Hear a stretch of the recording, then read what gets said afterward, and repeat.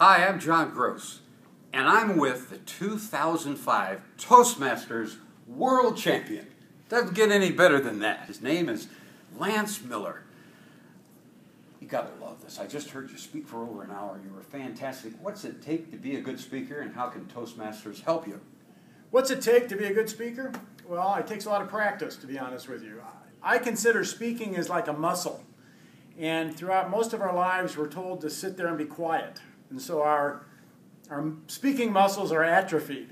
And what you need is a place that you can come into and you can start to exercise that speaking muscle. And we know that they're atrophied because when we stand up in front of a group, we start to lose our thoughts. We can't say what we want. We're nervous. The words aren't coming out like we want. But as we practice speaking, that muscle gets stronger. And the big benefit of the Toastmasters program is it gives us a safe environment. It's like going to the gym, except instead of working muscles, you're working your communication and leadership skills.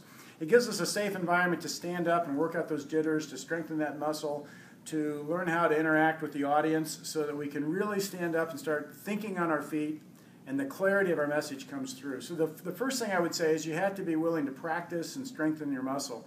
One thing I've got to say, I've got to mention this. I just didn't find him in a hotel room. We're in Minneapolis. This is a District 6 convention, packed because of this guy. He is not only a great speaker, he's also a great trainer. Some people are going to watch this. They don't even know what Toastmasters is. I found it's fantastic and the best way to learn how to speak. A tip for someone that's never been to a Toastmasters meeting. Well, a Toastmasters meeting, a lot of people hear the word Toastmasters and they think you're either making toast or you're sitting around drinking and toasting each other. It's really about learning how to speak in public and learning how to lead. It's both those together.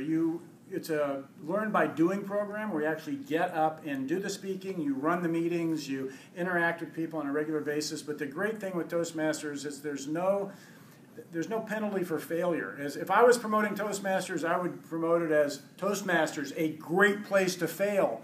Because you can actually make the mistakes and nobody fires you, nobody demotes you. What you get? You get some feedback, you get a pat on the back, thumbs up, we'll see you next week. Come on back and we'll work on it again. Lance, I interviewed a basketball coach in Detroit. I said, what's the key to get better for high school players? He told me 32,000 jump shots during the summer. 32,000. Were you the world champion when you started?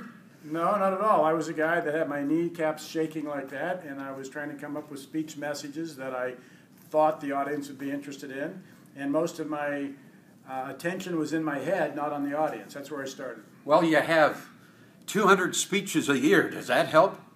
Well, it does now, and I've done over 4,000 speeches over the course of my speaking career over the last 25 years, but it was that environment in Toastmasters where I could really discover my speaking style, my speaking skills, instead of trying to speak like somebody else. I wanted to be genuine with the audience. I wanted to find out how do I relate with them and what's Lance Miller's speaking style versus looking at somebody else and saying I want to mimic them.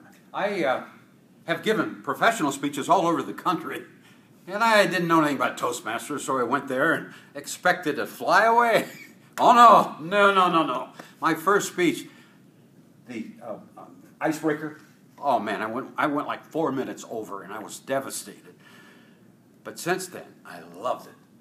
That is the key that you got to go back. It's like a football player being knocked down, you got to get back up. Same with speaking, right? Yeah, absolutely. I mean, you're as good as your last speech. It's that simple. So you may think that you're a great speaker, but if it was your last speech that you had and it wasn't very good, that's where you left off. So yeah, you keep popping back and you keep learning from your mistakes.